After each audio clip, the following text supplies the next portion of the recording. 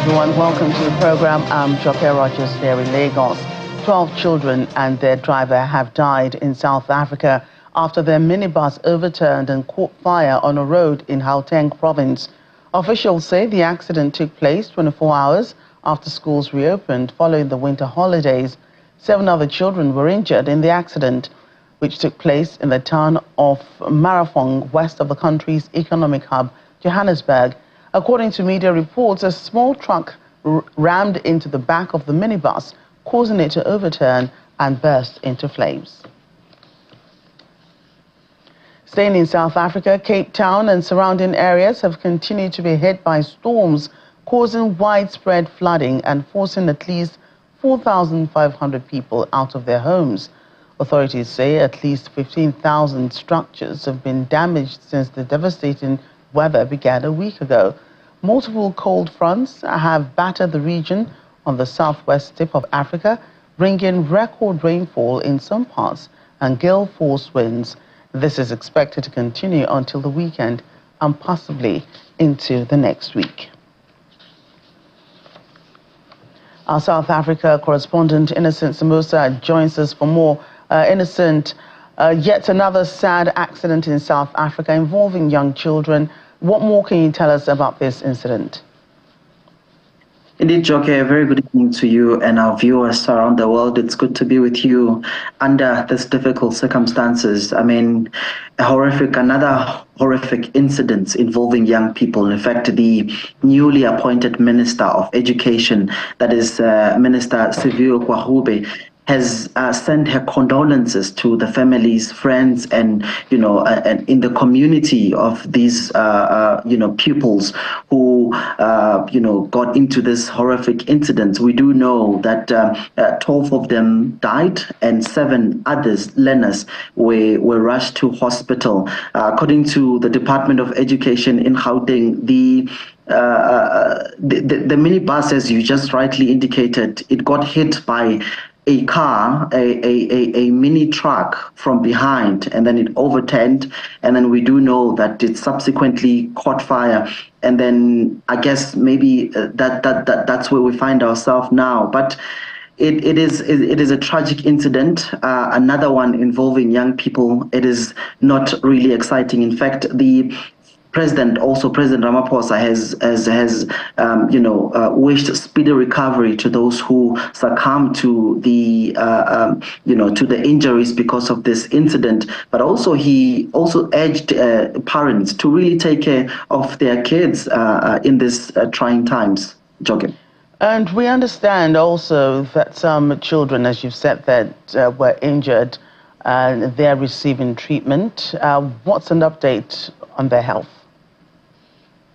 Well, for now, we don't know their condition as yet because the families have requested for privacy. You would imagine it's a difficult moment.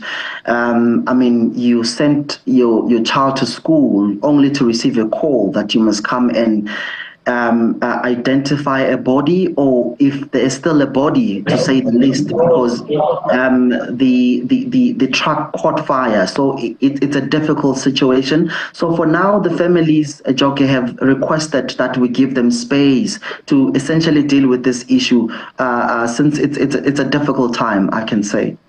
And accidents like this, sadly, are a frequent occurrence in South Africa. What are the authorities doing to avoid this because of the topology and the type of roads that we have in the country? Indeed, Joke. In fact, there's been a lot of work from the non-governmental organizations, from civil society groups, basically writing to the Minister of Transport to really, deal with these issues. But we find ourselves with the another challenge of corruption through the policing system, where a driver, Joke, would take let's say a minibus is supposed to take 18 students. He will then take 22 and then stack them inside that minibus. And when he gets stopped by the police, he would in fact give them what we call cold drink here in South Africa, Joke, where he would now pay his way to basically, not be in trouble. So it's what we find ourselves here, where we've got some corrupt elements where these issues are not dealt with from the policing point of view. But I guess there is now another outcry. I guess it will now regenerate those calls for the Department of Transport to really look into the issues of transportation of pupils here in South Africa, Jokin. And Innocent, the weather also is not letting up either. How are you and others coping, for those living in the very cold areas? Yeah, it's okay. It's very cold, I must say. It's very cold. And we're just told by the weather authorities that we are about to witness another cold front here in Johannesburg. I think it's going to hit us this weekend.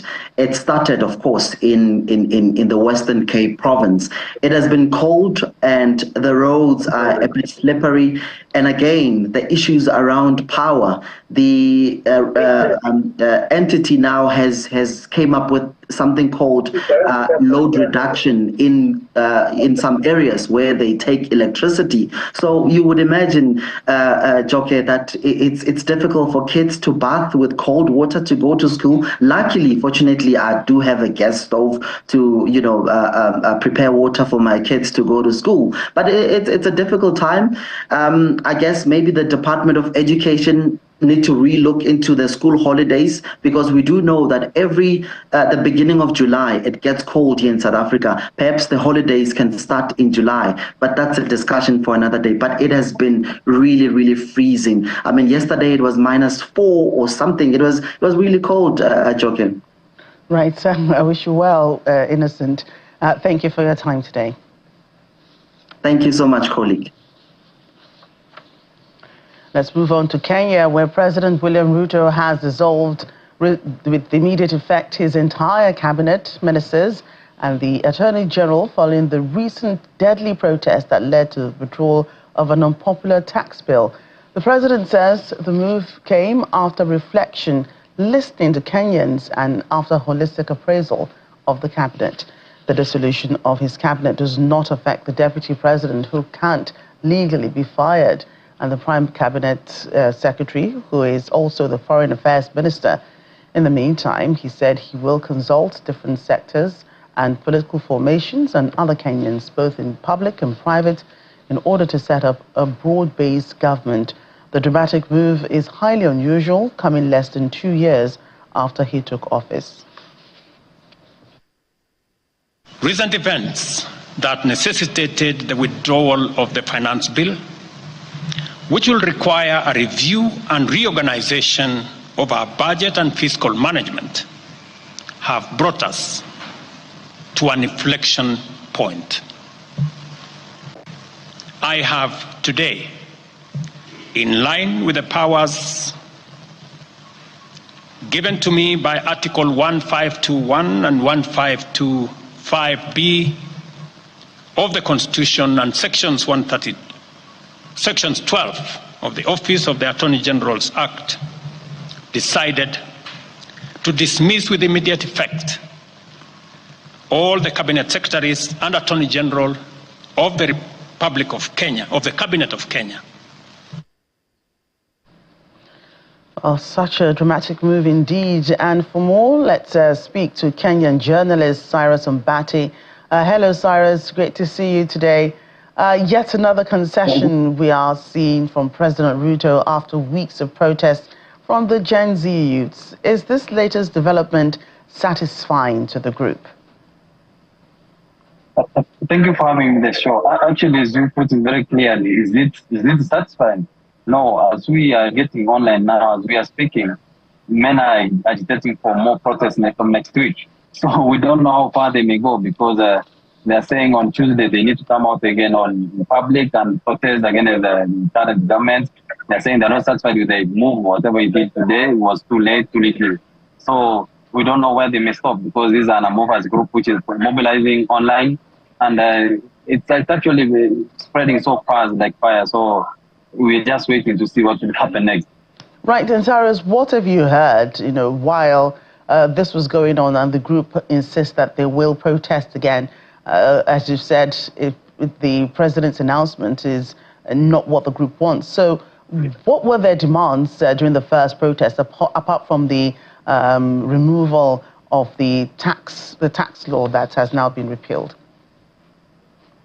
Well, you see now, every time the demands are met, they come up with a different thing. Now they're coming up with the issue of the debt which Kenya actually owed by the foreign government, or rather the donors. They're saying the debts which Kenya keep on paying does not add up, because every year Kenya is paying a lot of money to so-called donors that as a repayment program, but no one is explaining how it's coming out. Then again, they are also demanding that the president himself to leave, but then you see when he leaves, that's another issue, because as we are speaking now, we don't have an electoral body, IBC, and that's Independent Electoral and Boundaries Commission, because it was banned 2 years ago, and just last week, or rather on Monday, in fact, is when Mr. Ruto tried to form a process of now constituting a new team. So if you say that he should leave now, it will be a constitutional crisis in the country, because there is no body that can conduct the elections. And again, they are saying they want to recall the MPs who are members of parliament, the majority of whom had voted for that bill, which was the beginning of this problem. So it's an issue of now Mr. Ruto has to balance between trying to negotiate his way up to 2027, and then also stabilizing the country, because the country is losing a lot in terms of revenue and all stability. And the young people's reaction is to call for more protests, but how are political pundits receiving this news? Well, to those who know what's happening, they know that he had to do, because most of these cabinet ministers who are affected are actually tainted in terms of corruption or corruption allegations here and there. And it was a political move which was inevitable. But then the GNZs who are pushing for this change, they are saying is, now let's move forward again. We need to see more people kind of living. We need to see you and yourself living. Ruto must go. So it's a tricky situation where even the president himself was worried what will happen next. That's why we believe he has reached out to the opposition leaders, trying to kind of form a broad-based government, as he said earlier on. And there are reports that he may form a government of national unity in the coming days, because he has to be seen to be accommodating all views, all people from all places. So it's another issue of now waiting to see, because from tomorrow we understand that's when he may want to name a new cabinet team. I was going to ask you that question, that how soon can we expect the naming of a new cabinet, because he can't be without people to advise him and aid his work. So what time tomorrow, Kenyan time, or local time or international time, are we expecting that? Well, we believe that tomorrow by maybe 4 p.m. at the Nigerian time, by 4 p.m. we should be having a new team, or rather nominees for the cabinet. If he doesn't do that, maybe next week, Monday, Tuesday, because Parliament is off session now, is on recess, so they should be kind of coming back on July 23rd. So by then, we should have a team that's going to be vetted by Parliament when they come back, so that it can be sworn in as new cabinet secretary. So he has from tomorrow, because not only the cabinet secretary, we understand who are supposed to go as he has done.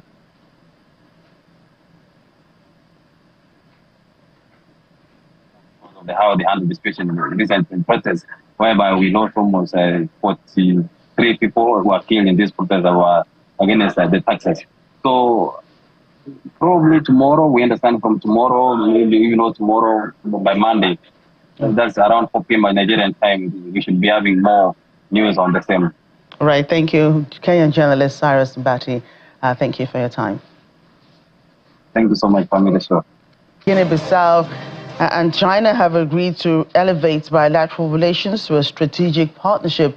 President Umaro Sissoco Embalo was hosted by his Chinese counterpart Xi Jinping in Beijing. President Xi has called for bilateral efforts to strengthen exchanges and cooperation in education and youth for stronger people-to-people ties adding that China will continue to offer government scholarships and training opportunities to help Guinea-Bissau train more talents needed for its national development. President Mbalo, on his part, hailed the long-enduring ties between both countries. The Forum on China-Africa Cooperation is an important platform for Chinese and African people to implement the 5 principles of peaceful coexistence and promote common development. And the military junta in Mali has lifted a 3-month suspension of political party activities in the country. Political parties and associations are now allowed to resume their activities. The announcement by the Council of Ministers came 3 months after activities were suspended, purportedly to safeguard public order. At the time, political parties were protesting against the military government's decision to stay in power beyond March 2024 for returning to civil rule. The suspension in April came days before the start of the National Dialogue for Peace in Mali that has been battling a jihadist insurgency for over a decade. Military leaders who have been in power since 2020 justified the move, saying political parties posed a danger to the discussions of the country's political future. Well, amid the current the UN mission in South Sudan, UNMISS, has recently facilitated a 3-day political party forum in Rumbek to discuss issues that are critical for the preparations of the country's first post-independence elections.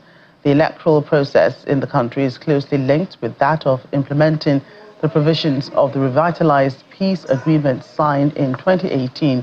The actions required for this to happen will need to be taken not only at the national level, but also in the country's states and administrative areas.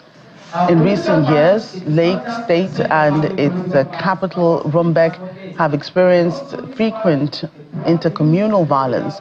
Such incidents have prompted local authorities to call on other partners, including the United Nations, to assist in creating peace and unity among the state's political parties, security forces, and civil society organizations.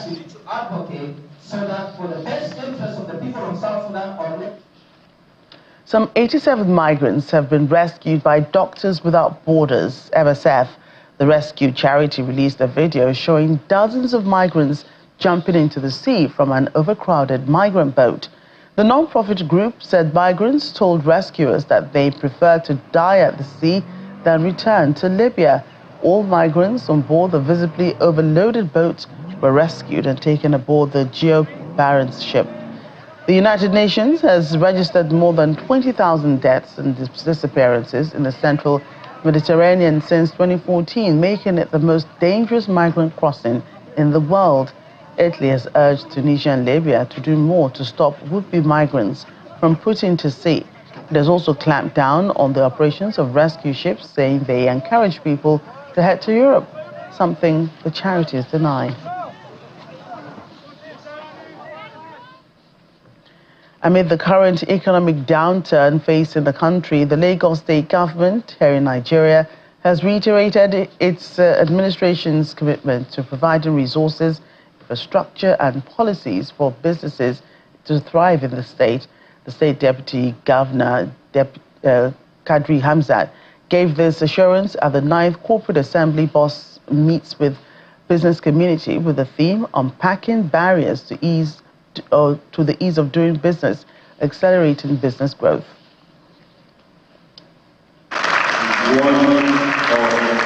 It's the 9th Lagos Corporate Assembly, the 4th in its series, where the BOS meets with key players in the business community.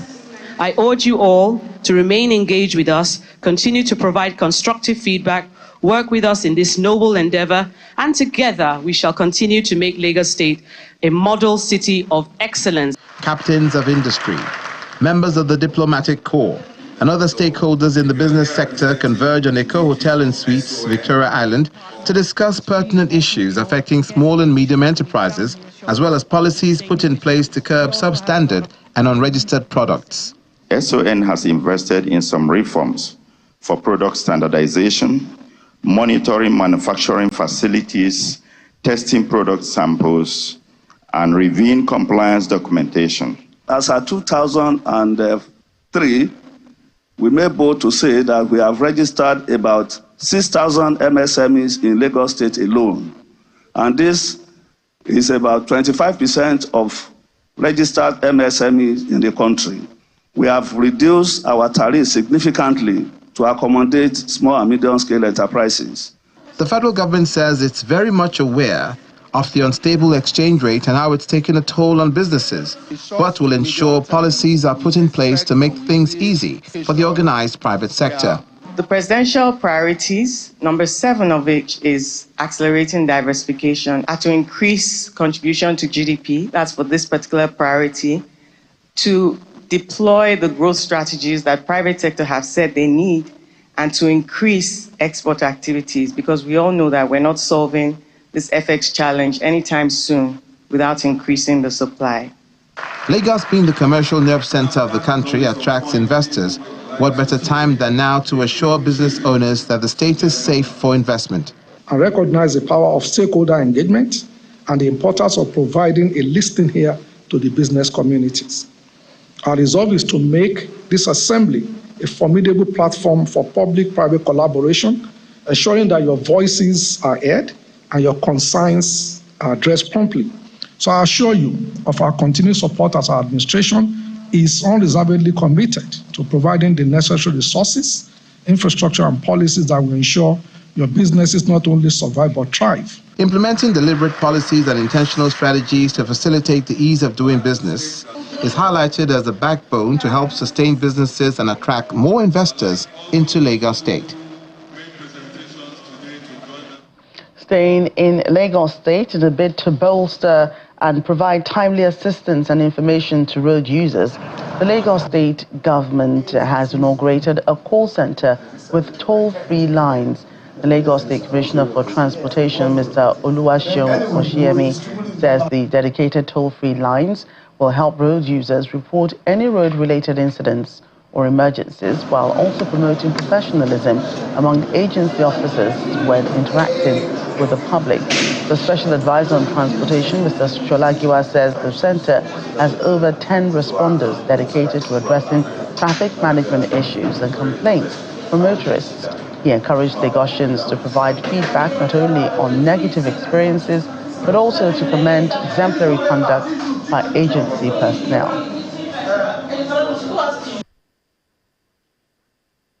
The benefit is enormous. One of the major ones is the ability to give us feedback and accessibility for public, so to say, and a faster reaction to issues that they have, and also a platform whereby they can make legitimate complaints when there are. So there's accessibility, there's a platform for complaints, and also the response time will be increased and also help us in the way of service from our own people. We want to encourage the citizens to buy into this because it's patriotic that you see something that is happening on our road. We cannot be everywhere. And the way it is structured is that for every incident that you capture and upload, a LASMA personnel at that particular place has been geolocated to be able to get that alert and deal with it immediately. So it's not as if we just upload it, it will come to a central database just like that. Of course, we have in our central database, you get it now. But in any area that you upload whatever is an accident, is an infraction, immediately someone will be able to pick it in that location. A Ugandan court has sentenced a 24-year-old man to 6 years in prison for insulting the president and the first family through his video posted on TikTok. Edward, however, was charged with hate speech and spreading misleading and malicious information against President Yoweri Museveni, First Lady Janet Museveni, and son Muchozi, who is the head of the military. Although Awebwa pleaded guilty and asked for forgiveness, he was sentenced to 6 years for each of the 4 charges against him, which are to run concurrently. Rights groups have regularly denounced Ugandan authorities for violations of human rights and freedom of expression.